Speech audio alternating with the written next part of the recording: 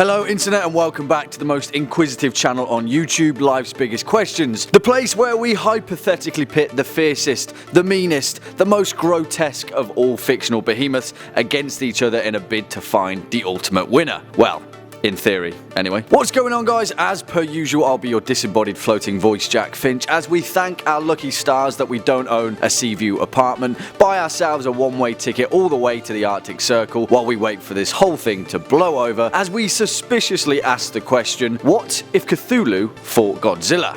Roll the clip.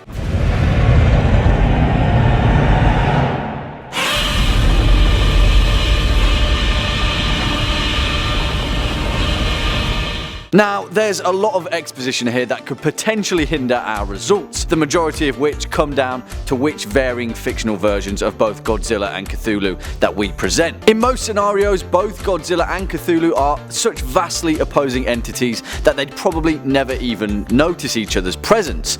But that's not any fun at all, is it? We want to see some cataclysmic showdown that sunders the planet smack bang down the middle, great thundering behemoths going toe to toe in an abyssal melee that heralds the beginning of the cosmos tearing itself apart. So, in the words of Maximus Decimus Meridius, are you not entertained? Are you not entertained?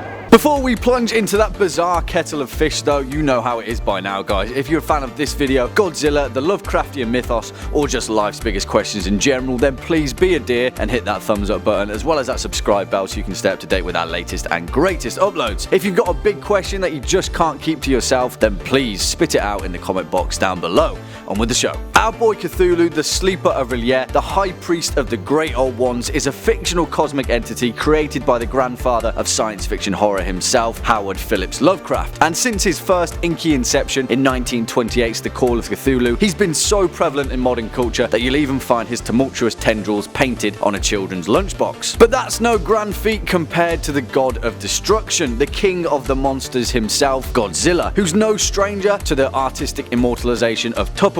Godzilla's first appearance was in Ishiro Honda's 1954 silver screen apocalypse of the same name, which swiftly launched the king lizard into the lofty ranks of monstrous cultural icons. Since then, both of these world-ending buddies have seen scores of recreations and canonical additions that have augmented their varying campaigns of destruction. First, we should hone in on what makes these big guys tick, and the arsenal they've got to play with under their metaphorical hoods. Since his time spent on the silver screen, Godzilla has thrown down with some of the most powerful entities in the cosmos. He's racked up a staggering 58 bouts throughout his time as the king of the monsters, notching 42 wins, 7 losses, and 9 draws. That's a pretty impressive ratio, considering that Godzilla isn't exactly battling for entertainment, but more to be the destroyer or savior of the planet. Let's not beat around the bush. Godzilla is incredibly powerful, so let's not dismiss him as some giant lizard that breathes atomic energy. Godzilla towers in at over 118 meters tall, which varies on the version, but we'll use Shin Godzilla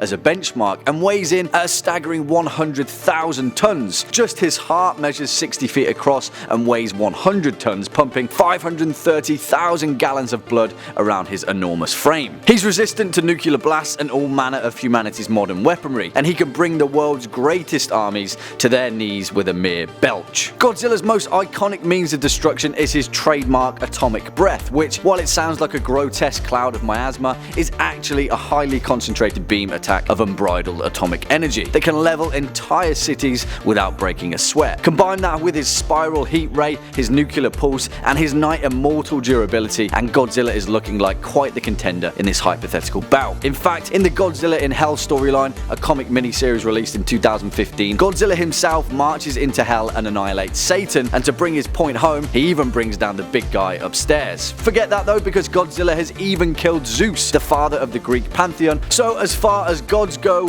the god of destruction really does live up to his namesake. But what about great old ones, which, if I'm being honest, is where this showdown is ultimately decided. Comparatively, Cthulhu is incredibly weak when you stand him up against Lovecraft's Yog-Sothory. At the bottom of the pecking order, we've got the great old ones, where Cthulhu resides as their high priest. Granted, pretty powerful, but above that we have the elder gods, arguably of equal strength, but who regularly successfully oppose the great old ones. And then we have the outer gods, who, let's face it, are the most powerful entities in the cosmos. It's not even worth trying to pit opponents opponents against them, because no matter how hard you try, you can't brawl against the intangible. Put it this way, in the Call of Cthulhu, the sleeping god is defeated by ramming a small tugboat into him, ripping his head apart like an exploded bladder. Lovecraft's words, not mine. A freaking boat ripped him in two. What do you think Godzilla would do to him? But here's the thing, and I know it's not the answer you wanted, but it's the answer you need.